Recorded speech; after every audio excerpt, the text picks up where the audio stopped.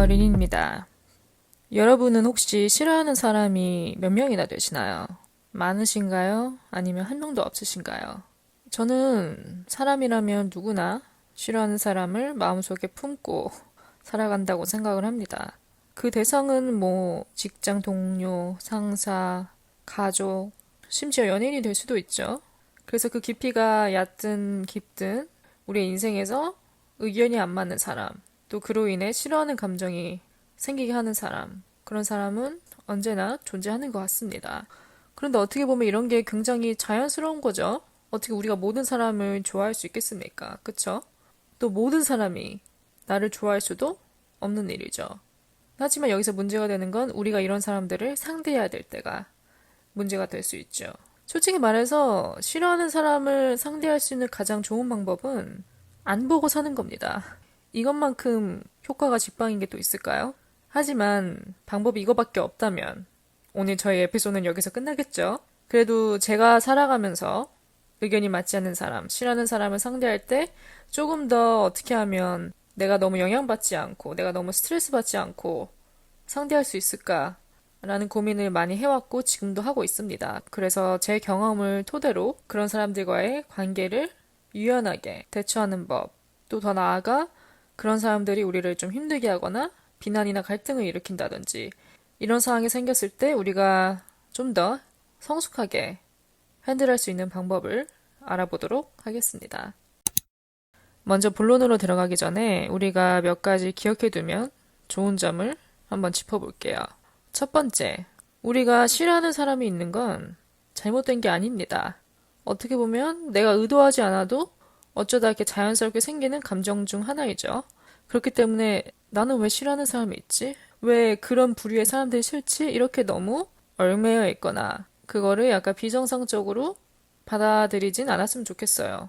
물론 싫어하는 감정을 넘어서 혐오한다든지 좀 그 감정의 골이 깊어진다면 우리가 우리 자신을 당연히 한번 점검을 해볼 필요가 있지만 그게 아니라 우리가 그냥 이런 일상에서 생기는 그런 사소한 감정들, 그런 감정들 중에 사람을 싫어하는 감정도 포함이 돼 있다는 거죠. 그렇기 때문에 너무 자책할 필요는 없다고 생각을 합니다. 두 번째는 나 자신 또한 모든 사람의 마음에 둘 수 없다는 점입니다. 내가 싫어하는 그 사람도 지금 똑같이 나를 싫어하고 있을 수도 있어요. 그쵸? 또는 내가 하는 일처리를 마음에 안 들어 한다든지 또는 내가 뭔가 창작해낸 결과물을 안 좋아한다든지 조금 더 쉽게 이해할 수 있도록 제 팟캐스트를 한번 예로 들어볼게요. 제가 이렇게 매주 어느 한 토픽에 대해 제 의견을 표출해낼 때 이걸 듣는 사람들 중에는 물론 너무 공감 가고 뭔가 나의 그런 감성에도 맞고 여러모로 굉장히 도움이 된다고 생각해 주시는 분도 있을 거고 반대로 아니 난 그렇게 생각 안 하는데 이러면서 별 한 개 이렇게 박아버리는 분도 있겠죠 물론 그렇기 때문에 우리가 뭘 하든 언제나 그것에 반대하는 사람은 존재한다는 점을 항상 인지해두고 있으면 좋을 것 같습니다. 그게 자연스러운 것이란 걸 알고 넘어가는 것부터가 좋은 시작인 것 같아요. 조금 더 덧붙이자면 항상 매주 이렇게 저의 팟캐스트를 들어와 주시는 분들 감사합니다. 동의하건 반대하건 이걸 떠나서 하루에 그렇게 소중한 시간을 할애해서 저의 이야기를 들어주시는 것만으로도 굉장히 저한텐 동기부여가 됩니다. 거기다가 또 좋은 리뷰까지 써주시면 더할 나위 없이 감사하죠. 짧게나마 감사하다는 말씀을 전해드리고 싶었고요. 우리가 이 두 가지를 오늘 에피소드 시작하면서 같이 이렇게 마음에 새겨두고 간다면 우리가 어느 정도 반은 성공했다고 볼 수 있을 것 같아요. 제 생각에는. 그럼 한번 제가 세 가지 항목으로 나눠볼게요. 우리가 살면서 싫어하는 사람이 생길 수 있는 카테고리들이랄까? 세 가지로 나눠본다면 친구, 직장, 여기엔 학교도 포함될 수 있고요. 그 다음 가족, 이렇게 되겠죠. 먼저 가족부터 짚어보도록 하겠습니다. 가장 복잡한 부류죠. 제가 아까도 언급했지만 앞으로도 계속 언급할 것 같아요. 가장 확실한 방법은 그 싫어하는 사람을 최대한 안 보고 사는 것입니다. 근데 가족 같은 경우는 모두가 그럴 수 있는 상황이 아니잖아요. 물론 떨어져 사는 사람도 있겠지만 그럼에도 명절이나 그럴 때 1년에 한 번 정도는 마주쳐야 되고 혹은 어쩔 수 없이 같이 살아야 하는 경우 그 같이 사는 가족 구성원 중에서 내가 싫어하는 사람이 있을 때 좀 예시를 한번 들어볼게요. 예를 들어 여러분의 뭐 이모 혹은 삼촌이 굉장히 좀 다루기 어려운 타입이라고 가정을 해봅시다. 그렇게 힘든 타입이라고 한다면 뭐 예를 들어서 목소리가 가장 커요. 그 목소리가 크다는 거는 자기 주장이 강하다는 것이 될 수 있겠죠. 자기 고집도 세고 주장도 강하고 그렇게 가족끼리 모여서 얘기를 하다가 어느 특정 주제가 나오면 거기에 대해 자기 의견을 굉장히 강하게 표출하고 자기 의견이 무조건 맞다고 생각하고 굉장히 고집이 있는 타입인 거죠. 거기다가 또 그런 자기의 가치관을 남은 가족들한테도 심으려 한다든가 자기 말이 무조건 맞다고 생각한다든가 이런 사람이 있을 수도 있고 혹은 여러분의 뭐 이모나 삼촌 또는 친척이 굉장히 예민하고 신경질적인 타입이에요. 그래서 뭐만 하면 항상 이게 곤두서 있는 성질 때문에 가족들조차 눈치 보게 하는 타입. 어떻게 보면 숨겨진 실세라고 할까요? 그런 사람이 존재한다고 한번 해볼게요. 이런 사람을 대하는 데 있어서는 꽤나 많은 노력이 필요합니다. 왜냐면 내가 내 감정 어느 정도 조절을 할 줄 알아야 하거든요. 그렇지 않으면 무조건 부딪힙니다. 100% 부딪혀요. 저도 이런 사람을 대할 때 예전에는 제 마음 가는 대로 받아쳤어요. 예를 들어 이런 가족 구성원이 저한테 뭐 약간의 미끼를 던진다. 약간의 시비를 붙인다. 하면은 물론 처음에는 그냥 듣죠. 왜냐면 어른이니까.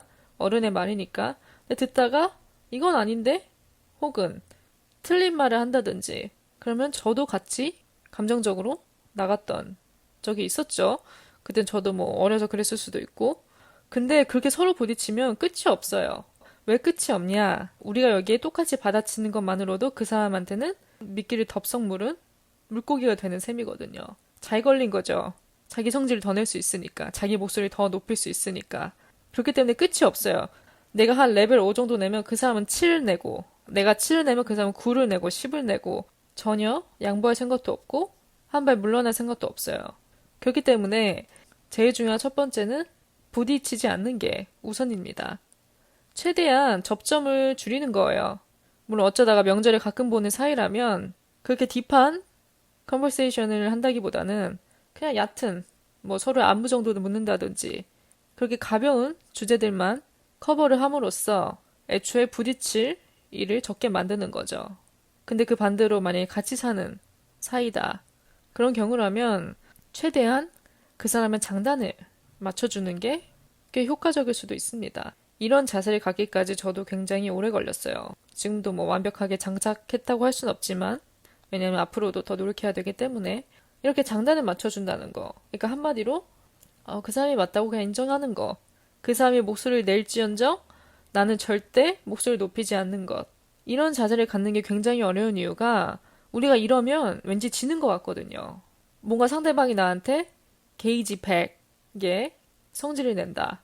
목소리 높인다 하면은 나도 뭔가 똑같이 100으로 맞받아 쳐줘야 이기던지 아니면 그나마 비기던지 그런 느낌이 드는데 상대방이 목소리를 낼수록 내가 오히려 자세를 낮추면 뭔가 지는 것 같은 느낌이 들거든요. 약간 속이 좀 시원하지 않죠? 그쵸? 그렇기 때문에 저도 어렸을 때는 같이 감정적으로 나갔던 적이 있었는데 그게 딱히 도움이 안 되더라고요. 왜냐면 저한테도 악영향이에요. 내 감정만 상하고 내 에너지만 빨립니다. 그래서 터득한 게 이런 부류의 사람을 대할 때는 오히려 자세를 낮추는 거예요. 고집이 센 사람, 자기 주장이 센 사람, 속으로는 절대 동의를 안 할지언정, 뭐, 그럴 수도 있죠. 뭐, 그렇게 생각할 수도 있죠. 이렇게 나는 널 이해한다. 라는 제스처를 심어주는 거죠. 그러면 그 사람도 딱히 할 말이 없어요. 뭐, 얘가 동의한다는데, 뭐, 얘가 이해한다는데, 그게 뭐라고 더 할 말이 있겠습니까? 그래서 우리가 조금은 뭐랄까, 자존심이 상하고, 지는 것 같은 느낌이 들더라도, 오히려 우리가 성숙하게 대할 수 있는 방법은 그 사람의 장단을 맞춰주는 거. 우리가 좀 더 그냥 저자세로 가는 거. 절대 목소리를 높이지 않는 것. 그럼으로써 우리가 큰 갈등을 면할 수도 있고, 우리 멘탈이나 건강에도 좋고, 그렇게 접점을 좁혀가다 보면은 딱히 부딪힐 일이 없어집니다. 그 다음 친구로 한번 넘어가 볼게요. 친구 중 싫어하는 사람이 있는 경우는 저는 그나마 가족보다는 조금 낫다고 생각을 합니다. 왜냐하면 내가 원한다면 관계를 끊어낼 수 있으니까. 가족이라면 그게 좀 쉽지 않죠. 왜냐면 가족이기 때문에 말 그대로. 근데 친구라면 뭐 얼마든지 내가 그 관계를 정리할 수 있다고 생각을 합니다. 그리고 또 우리가 굳이 그런 싫어하는 사람을 곁에 두고 살아갈 필요도 없죠. 어떻게 보면 친구 관계도 반은 내 선택에 의해서 이루어지니까. 그러면 친구 관계에서 이렇게 의견이 안 맞는 사람, 싫어하는 사람이 생길 수 있는 경우가 무엇이 있을지 한번 짚어볼게요. 뭐 너무 많죠? 근데 이런 경우는 보통 친구 그룹이 좀 클 때, 같이 어울리는 친구가 한 4명 정도 이상일 때 이런 싫어하는 사람이 생길 가능성이 높다고 생각을 합니다. 뭐, 한두 명, 이러면 딱히 없죠. 한두 명이면 정말 찐 친구니까. 근데 뭐, 같이 어울리는 그룹이 있다. 그 그룹이 뭐, 5명, 6명 이렇게 크다. 그런 경우에는 물론 한 명쯤은 나와 맞지 않는 사람이 있을 수 있다고 생각을 합니다. 그러면 어떤 상황들이 예시가 될 수 있을까요?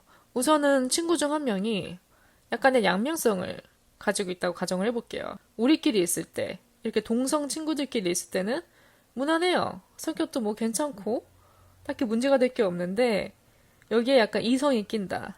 그렇게 이성이 있는 자리에 같이 데려갔을 때는 평소와 다르게 행동하는 거죠. 우리랑 있을 때는 안 그러던 애가 갑자기 이렇게 이성과 둘러싸여 있을 때는 뭐 멋있어 보이고 싶다던가, 뭐 세 보이고 싶다던가, 그러고 싶어서 괜히 언행도 좀 거칠게 하고, 난 좀 쿨하다. 이런 느낌을 비추려고 애를 쓴다든지, 우리와 있을 때는 안 보이던 모습들이 막 나타나요. 그러면 약간 눈살이 찌푸려질 수 있죠. 또 뭐가 있을까요? 여러분이 이제 친구 모임에 나가는 날이에요. 그래서 나름 옷이나 메이크업이나 이런 걸 좀 신경을 썼습니다. 그래서 평소와 다르게 안 입어보던 룩도 입고 립스틱 색깔도 좀 바꿔보고 해서 이렇게 나갔어요. 나갔는데 꼭 그 친구 중 한 명이 뭐 하나 걸고 넘어져요. 예를 들어, 야, 너 그 원피스 샀어? 예쁘다. 근데 길이가 좀 애매하다, 야. 네 취향의 그 길이는 오히려 다리가 더 짧아 보여. 이렇게 만나자마자 뭔가 하나를 갈군다든지 또는 뭐야 너 립 색깔 바꿨네? 새로 샀어? 근데 그거 네 피부톤이랑 좀 안 어울리는데 네 퍼스널 컬러 아니잖아. 이렇게 만나자마자 뭐 하나를 걸고 넘어집니다. 그게 팩트건 아니건 간에 전체적인 룩들이 예쁘면 그냥 예쁘다고 칭찬 한마디만 던지고 딱 끝내던가 거기에 꼭 항상 뭔가를 덧붙여서 이렇게 까내리면은 기분이 좀 좋진 않죠. 그리고 그렇게 뭔가 지적을 하는 데 있어서도 저는 그 전달 방식이 굉장히 중요하다고 생각을 합니다. 그 말의 뉘앙스를 어떻게 하느냐에 따라 받아들이는 사람의 감정도 달라져요. 그리고 내가 뭘 입든 내가 뭘 하든 간에 우리가 딱히 거기에 뭐라고 할 그건 없어요. 그래도 우리가 친구로서 조금은 이렇게 지적을 해주고 싶다. 이렇게 하면 좀 그 사람이 괜찮아질 것이다. 예뻐 보일 것이다. 멋있어 보일 거다. 라는 마음에 뭔가 지적을 해주고 싶다 하면은 좀 말의 전달 방식을 달리 할 수 있죠, 우리가. 그리고 이런 경우에서 그런 지적이 가장 합리화 될 수 있는 경우는 바로 그 사람이 대놓고 물어봤을 때, 얘들아, 나 오늘 전체적으로 어때? 안 어울리는 거 있어? 안 어울리는 거 있으면 그냥 솔직하게 말해줘. 이렇게 말할 경우라면 해도 돼요. 그 사람이 그런 정말 어니스트한 의견을 물어본 거니까. 그런 경우라면 지적할 수 있죠. 뭐 지금 살펴본 케이스들은 그게 깊은 건 아니죠. 깊이가. 근데 뭐 깊이 들어간다면 너무나도 많죠. 뭐 이성이 얽혀 있다던가 돈이 얽혀 있다던가 그런 상황으로 인해서 관계가 좀 안 좋다. 그럼에도 아직은 친구 그룹에 들어있다. 근데 이렇게 모일 때마다 부딪혀야 하는 경우. 일단은 우리가 여기에 너무 스트레스 받고 있다 하면은 좀 생각을 해볼 필요가 있어요. 이 관계를 유지해 나가는 게 나한테는 오히려 독이다. 라는 생각이 든다면 과감하게 쳐내는 것도 방법이 될 수 있습니다. 두 번째 방법은 이거는 제가 그 실망 편에서도 언급을 했지만 기회를 줘보는 겁니다. 그 사람이 옳지 않은 행동을 했을 때 또는 내가 이해할 수 있는 선을 넘어서 행동할 때 혹은 그런 언행을 할 때 되게 부정적인 기운을 많이 내뿜을 때 뭐 여러모로 나한테 좀 톡식하다 라고 생각되는 친구한테는 일단은 기회를 줘봅니다. 한마디로 좀 참아보는 거죠. 그럼에도 그 사람이 뭔가 발전이 없다 계속 심해진다 하면은 그때 한번 말을 꺼내보는 거예요. 나는 네가 이렇게 이렇게 행동하고 말하는 게 좀 이해가 안 가. 나도 이해를 하고 싶은데 글쎄 난 좀 받아들이기가 힘들어. 그러면서 좀 좋게 말을 꺼내보는 거죠. 그랬을 때 이제 상대방의 리액션에 따라 내가 그 관계를 이어나갈지 아니면 그만할지 선택할 수 있는 거죠. 그리고 또 다른 친구들한테 물어볼 수도 있죠. 왜냐면 내가 이렇게 가진 감정들이 다른 사람은 다 괜찮다고 생각하는데 나만 문제일 수도 있는 거잖아요. 그렇기 때문에 주변 친구들한테 물어볼 수 있는 거죠. 이렇게 다른 친구들도 나와 의견이 비슷하다 하는 경우라면은 그 사람이 문제일 확률이 높죠. 그럴 때 우리가 관계를 한번 되짚어보는 것도 좋다고 생각을 합니다. 그럼 마지막으로 직장 항목으로 한번 넘어가 볼게요. 직장이 까다로울까요? 가족이 더 까다로울까요? 갑자기 고민되네요. 뭔가 이렇게 정확히 수치를 따지는 거는 무의미하지만 어쨌든 우리가 가족이나 친구 같은 경우는 조금 더 마음을 넓게 가지고 뭐 기회를 줘본다든지 좀 동정하는 마음을 가진다든지 그런 부분에서 그렇게 어렵지 않을 수 있는데 직장 같은 경우는 어떻게 보면 완전 남이죠. 남인데 또 수직 관계잖아요. 동료 중에서도 선배, 그리고 또 상사, 이렇게. 그렇기 때문에 어렵죠. 굉장히 어려운 부분이죠. 또 거기다가 문제는 하루 중 가장 많은 시간을 보내잖아요. 일주일에 5일 이상은 같은 공기를 마시면서 일을 해야 되는데, 싫어하는 사람이 있다 해도 그 사람을 마냥 피할 순 없죠. 우리가 직장에서 싫어하는 사람이 생기게 되는 원인은 다양하죠. 일단은 그 사람들이 우리한테 어떤 액션을 했을 때 그런 감정이 생기는 것 같아요. 우리가 다 아무 일도 안 했는데 우리가 갑자기 그 사람이 싫어질 리는 없죠. 보통 상대방이 나한테 어떤 언행이나 행동을 일삼았을 때 그걸로 인해서 우리가 싫어하는 사람이 생기게 되는 것 같아요. 뭐 예를 들어서 첫 번째, 내가 상사한테 싫은 소리를 들었을 때, 꾸중을 들었을 때, 저는 어렸을 때부터 굉장히 싫은 소리 듣는 거를 정말 싫어했어요. 뭐 당연히 누가 좋아하겠습니까? 그런 소리 듣는 걸 다 싫어하죠. 근데 저는 유난히 그런 부분에 굉장히 예민했어요. 왜냐면 그런 소리 한 번 들으면 일단 그날 하루는 완전히 기분을 망치거든요. 잘 회복이 안 됩니다. 보통 24시간 가는 것 같아요. 잘 때까지도 그게 계속 머리에 맴돌더라고요. 예전엔 그랬습니다, 저도. 그래서 스트레스를 꽤 많이 받았는데, 이 부분에서도 제 자신도 좀 바꿀 부분이 있다고 느꼈어요. 왜냐면 나를 보호하기 위해.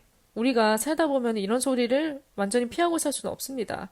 그리고 분명히 이유 있는 꾸중도 있을 거 아니에요? 내가 정말 일 처리를 잘못했거나, 못했거나, 늦었거나 하는 이유들로 인해서 그런 경우라면 내가 인정을 해야죠. 또 사람이 자기가 잘못한 부분에 대해서는 인정하고 그 부분을 고쳐 나가는 게 또 중요한 덕목이라고 생각합니다. 그래서 정말 그런 이유가 있는 잔소리라면 받아들여야죠. 그리고 고쳐 나가야죠. 기분 안 좋다 하더라도. 근데 뭔가 좀 말도 안 되는 무리한 요구를 하거나 업무적으로 무리한 과제를 던져줌으로써 밀어붙인다던가 또 그걸 해내지 못했을 때는 화를 낸다던가 좀 이렇게 내 상식에서 어긋나는 행동을 하는 사람이 있다. 또 그게 지속적이다.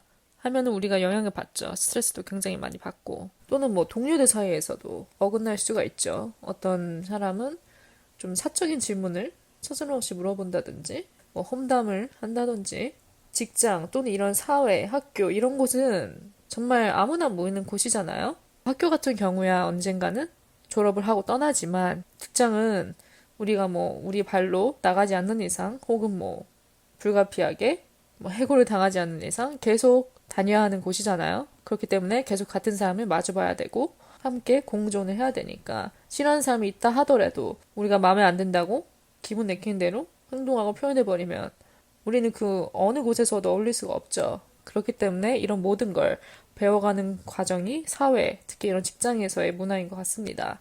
물론 정말 누가 봐도 저 사람은 잘못됐다, 도를 넘은 행동을 일삼는다 이러면 문제가 있지만 이제 그렇지 않은 우리가 이렇게 개인적인 감정으로 싫어하는 사람이 있을 때, 의견이 맞지 않는 사람이 있을 때, 또 그런 사람들 우리 힘들게 해서 오늘 내 하루 기분이 정말 안 좋을 때, 그래서 우리가 우리 기분을 다스리는 방법을 먼저 배워야 한다고 생각을 합니다. 그런 일을 겪었을 때 회사에서 바깥 공기를 쐬고 온다든지 아니면 잠깐 화장실에 가서 심호흡 한번 하고 정신 좀 가다듬고 이게 되게 별거 아닌 것 같아도 은근히 기분을 전환하는데 도움이 됩니다. 약간 내 포커스를 돌리는 거죠. 여기에 내가 얽매여 있지 않고 내 기분, 지금 내 시야를 다른 곳으로 돌려서 그 감정에서 좀 멀어지는 연습을 하는 거죠. 그렇게 좀 숨을 돌리고 심호흡을 한 다음에 다시 자리로 돌아가서 남은 일들을 끝내고 퇴근을 기다리는 거죠. 또 좋은 점이 퇴근하면 우린 자유잖아요. 집에 가서 내 맘대로 할 수 있죠. 오늘 내 하루 고생했으니까 저녁만큼은 내가 진짜 먹고 싶은 거 먹자. 그래서 뭐 배달 시킨다든지. 참고로 제가 하는 방법 중 하나는 운동입니다. 이 운동이 뭐 헬스장 가서 2시간 막 그렇게 하는 게 아니라 하루에 뭐 30분, 길면 1시간 우리가 이렇게 신체적인 활동을 하고 이렇게 땀을 흘리고 하는 게 굉장히 도움이 됩니다. 약간 저는 그런 느낌이 들어요. 약간 몸속에 그런 독소가 빠져나가는 느낌? 그렇게 좀 움직이고 나면? 그리고 운동할 때 이런 동작 하나하나에 집중하다 보면은 그 생각에서 잠깐 벗어나게 돼요. 그러면서 내 집중력을 좀 분산시키는 거죠. 그리고 한 번 이렇게 하고 나면 굉장히 상쾌합니다. 왠지 모를 뿌듯함도 있고, 내가 그래도 오늘 뭔가 좀 프로덕티브한 행동 하나를 했다. 라는 그런 뿌듯함도 생기고, 뭔가 마음도 한결 가벼워지고, 그리고 오늘 하루 나를 괴롭혔던 그게 딱히 별거 아니라는 생각이 들어요. 그러니까 우리가 그 순간적인 감정에 너무 휩싸이게 되면은 그게 굉장히 크게 느껴지고, 그런 분함이 잘 안 가라앉는데, 이게 시간이 지나면서 그 게이지가 점점 낮아집니다. 거기다가 내가 이렇게 또 물리적으로 내 시선을 돌리고 비워내는 연습을 하니까 점점 그 게이지가 더 낮아지는 거죠. 그래서 나중에는 생각해보면 별거 아니라는 생각이 듭니다. 내가 여기에 왜 이렇게 에너지를 낭비하지? 내가 여기에 왜 이렇게 얽매여있지? 나만 안 좋게? 라는 생각이 들면서 이렇게 훌훌 털고 일어나게 되는 거죠.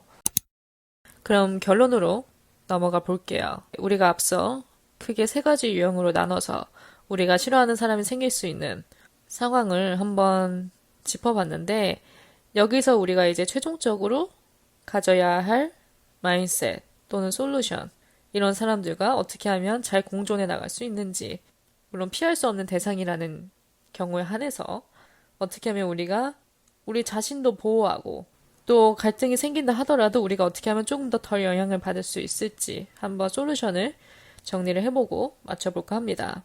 먼저 제가 생각해낸 저의 의견을 토대로 말해본다면, 일단 첫 번째, 웃는 얼굴에 침 못 뱉는다 입니다. 저는 이게 어렸을 때는 그렇게 와닿지가 않았는데 커가면서 느꼈어요. 틀린 말이 아니라는 걸. 예를 들어 방금 전에 짚어봤던 직장에서 내가 싫어하는 사람한테 싫은 소리 들었을 때 마음 같아서는 앞으로는 눈도 마주치기 싫고 인사도 하기 싫다, 이런 생각 들 수 있죠. 우리도 사람인데 너무 화나면. 그럼에도 우리가 부딪혀야 되는 상황이라면 피할 수 없으면 즐겨라라는 말이 있잖아요. 아까 제가 말씀드린 그런 기분 전환 방법을 이제 퇴근하고 딱 한 다음에 다시 내 자신을 재정비하는 거죠. 무장한 다음에 다음날 아침에 언제 그런 일이 있었냐는 듯 평소대로 똑같이 웃으면서 출근하는 거예요.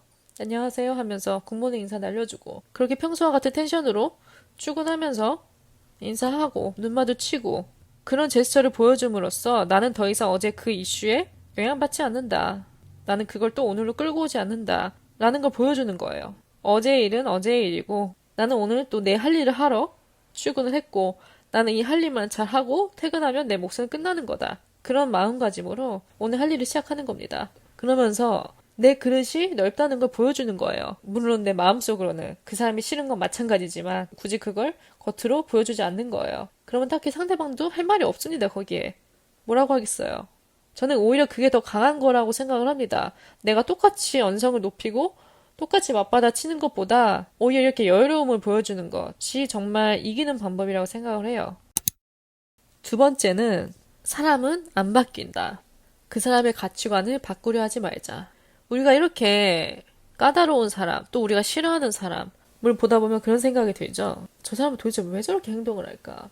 솔직히 백날 생각해도 답은 안 나옵니다. 우리가 그 사람의 뇌를 들여다볼 수 있지 않은 이상 그 뿌리가 뭔지, 그 원인이 뭔지 우린 몰라요. 그 사람의 그런 성향이 선천적인 것인지 아니면 뭐 후천적인 것인지 우리는 알 길이 없습니다. 그렇기 때문에 너무 거기에 질문을 던지면서 왜라는 궁금증을 붙이기보다는 그냥 저 사람은 저렇다라는 걸, 우리가 어떻게 바꿀 수 없다는 걸 전제로 깔고 가야 합니다. 사람이 각자 살아온 환경이 다 다르잖아요. 겪어온 경험도 다르고 그런 과정에서 형성된 뭐 개인의 가치관이라든지 성격, 그런 거는 바뀌기 쉽지 않아요. 잘 안 바뀝니다. 그리고 애초에 바꿀 생각조차 안 하는 사람도 많고요. 정말 너무 세상에는 한 부류로 묶을 수 없는 다양한 유형들이 있기 때문에 우리가 모든 사람을 다 이해하고 뭐 원인을 찾고 다 하나하나 따져볼 수가 없어요. 그래서 그냥 우리가 공존해 나가는 방법 중에 하나도 사람을 굳이 바꾸려고 애쓰기보다는 그냥 그런 사람이라는 걸 인정하고 넘어가는 거. 그래야 우리가 좀 더 그런 사람들을 좀 이성적으로 대할 수 있지 않을까라는 생각이 듭니다. 마지막은 자기 객관화입니다. 우리가 참 남한테 손가락질하기는 쉬워요.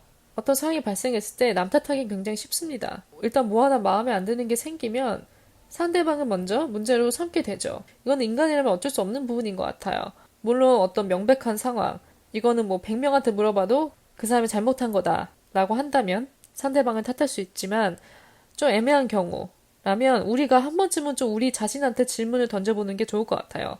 우리가 잘못됐을 수도 있잖아요. 우리가 문제일 수도 있죠. 내가 너무 아무 근거 없이 그 사람을 싫어하고 있는 건 아닐지, 혹은 내가 한 행동이나 말에 있어서 잘못된 부분이 있진 않을까라고 나 자신을 먼저 체크해보는 게 중요하다고 생각을 합니다.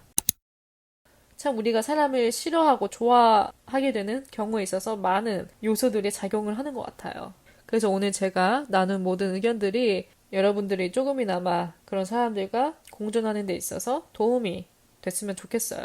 그 다음에 제가 오늘 말씀드린 이런 솔루션들을 적용해봄으로써 우리가 우리의 멘탈도 좀 방어를 하고 덜 영향받고 좀 더 단단한 사람으로 가족 사이에서든 사회에서든 잘 헤쳐나갈 수 있는 사람이 되었으면 좋겠습니다. 오늘 하루도 제 에피소드 들어주신 모든 분들 감사드리고 또 다음 에피소드로 찾아뵙겠습니다.